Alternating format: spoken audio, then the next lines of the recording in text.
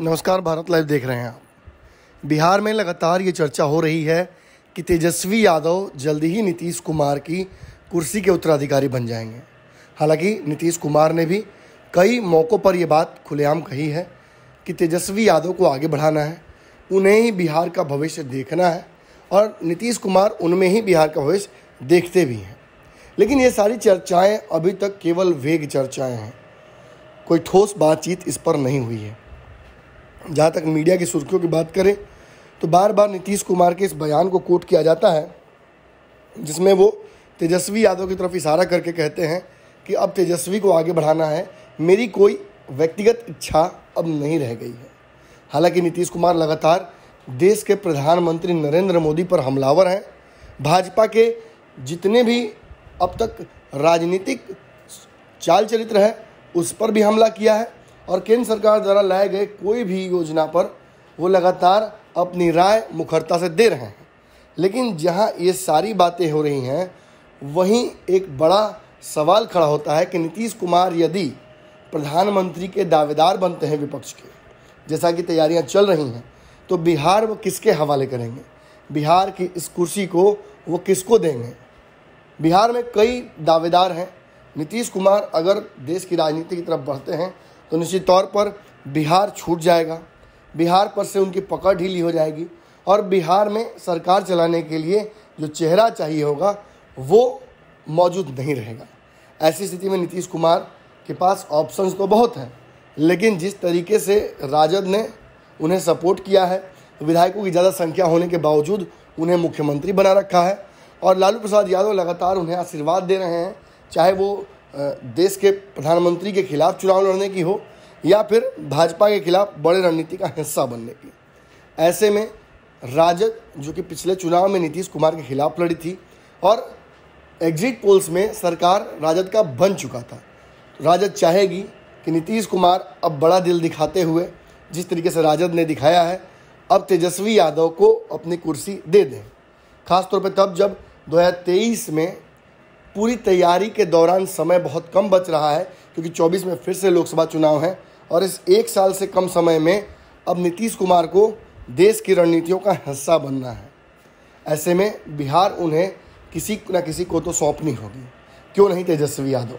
इस बात को समझते हुए पहले जगदानंद सिंह, फिर अन्य नेताओं ने और फिर अंततः राजद की तरफ से रीतलाल यादव के बयान के आने के बाद भी ये स्पष्ट हो गया कि कहीं ना कहीं अब तेजस्वी यादव की ताजपोशी का जो इंतज़ार था वो राजद के लिए बड़ा होता जा रहा है। वैसे भी खबरें आ रही थी कि इस बार राजद और जदयू के गठबंधन से पहले नीतीश कुमार के सामने लालू यादव ने शर्त रखी थी कि वो 6 महीने में देश की राजनीति की ओर कूच करेंगे और तेजस्वी यादव को बिहार में अपनी कुर्सी दे देंगे।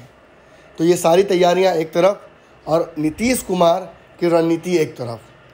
हालांकि जैसे ही राजद ने ये बातें की, नीतीश कुमार की तरफ से उनके लोग हमलावर हुए। सबसे पहले उपेंद्र कुशवाहा सामने आए और उन्होंने जगदानंद सिंह पर एक तीखा हमला किया, जिसके बाद जदयू के अन्य नेताओं ने भी इस मामले पर प्रतिक्रिया दी। लेकिन ये सारे बयान आने के बाद जहाँ एक तरफ सरकार पर तलवार लटकी, वहीं राजद बैकफुट पर चली गई। राजद नीतीश कुमार के चाल चरित्र को जानती है, राजद उसकी मुक्तभोगी भी रही है। 2017 में राजद को नीतीश कुमार ने छोड़ दिया था और गठबंधन बिहार में तोड़ दिया था। उसके पीछे मंशा बताई जाती है कि लालू यादव चाहते थे कि नीतीश देश की राजनीति की ओर बढ़ें, लेकिन नीतीश कुमार को देश की राजनीति में तब नरेंद्र मोदी का कद इतना बड़ा लगता था कि उन्हें लगता था कि वहाँ जाकर वो बहुत बड़ी गलती कर देंगे और बिहार उनके हाथ से छूट जाएगा। अब नीतीश कुमार जब खुद ही देश की राजनीति की ओर बढ़ना चाहते हैं, विपक्ष को एकजुट करने की बात बार बार कहते हैं और बिहार से ज़्यादा उनका ध्यान अब केंद्र की राजनीति की ओर रखता है। ऐसे में ये आइडियल मौका है जब बिहार में राजद अपना मुख्यमंत्री दे दे, नीतीश कुमार का सपोर्ट मिले तो और अच्छा। ऐसे में ये सारी कवायदों को देखते हुए राजद धीरे धीरे अपनी चर्चाओं में मुख्यमंत्री की कुर्सी को अपने पाले में करने की बात कर रही है। लेकिन कल जब मामला बिगड़ता दिखा, राजद और जदयू आमने सामने हुए इस कुर्सी को लेकर, तब तेजस्वी यादव मीडिया के समक्ष आए और उन्होंने एक बयान दे दिया। बयान ही नहीं दिया बल्कि यू टर्न भी मार दिया। तेजस्वी यादव ने साफ कह दिया कि वो फिलहाल सीएम के दावेदार नहीं हैं। नीतीश कुमार ही फिलहाल सीएम रहेंगे और ऐसी कोई बात नहीं है जिसकी वजह से ऐसा कहा जा सके कि राजद और जदयू के बीच में कोई विवाद है। अगर किसी कार्यकर्ता को लगता है, उनकी महत्वाकांक्षा है, अगर उन्हें लगता है कि मुझे सीएम बनना चाहिए तो उन्हें इंतज़ार करना होगा। नीतीश जी को फिलहाल देश की राजनीति की तरफ भेजना सबसे बड़ा हमारा लक्ष्य है। जिस तरीके से भाजपा केंद्र में है और जो कार्य कर रही है जिससे बहुत नुकसान हो रहा है देश का, उसे फिलहाल रोकने के लिए विपक्ष को एकजुट होना जरूरी है। सांप्रदायिक माहौल जो देश में बना हुआ है उसे तोड़ना जरूरी है और इसके लिए एक सीएम की कुर्सी बहुत छोटी सी है। इसीलिए हमारा पहला लक्ष्य नीतीश कुमार को देश की राजनीति के शीर्ष तक पहुंचाना है।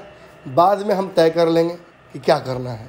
यानी कहीं ना कहीं सीएम की कुर्सी को लेकर जो दावेदारी थी अब तक तेजस्वी यादव की, उसे फिलहाल उन्होंने होल्ड पर रख दिया है। यानी जो पार्टी के नेता दावा ठोक रहे हैं कि तेजस्वी सीएम होंगे, जल्दी ही होंगे, होली तक ये सारे काम नीतीश कुमार कर लेंगे, उन सारे दावों पर कहीं ना कहीं अब विश्राम लग गया है। तेजस्वी यादव ने खुद यू टर्न मारते हुए ये कह दिया है कि वो सीएम के दावेदार फिलहाल नहीं हैं। अगर ये वीडियो पसंद आई और वह बिहार के राजनीति और बिहारियत से सरोकार रखेनी तो सब्सक्राइब बटन दबा के चैनल के सब्सक्राइब कर ली। ओजे एगो घंटी बा, ओकरा बटन दबा देला से कुल सटीक और मारक खबर रुआ मुफ्त में मिल जाई। अगर रुआ पत्रकारिता के हमनी के नया प्रयोग में सहयोग कर चाहतानी तो ज्वाइन बटन दबा दी। पेटीएम नंबर नोट कर ली 9386816700। धन्यवाद।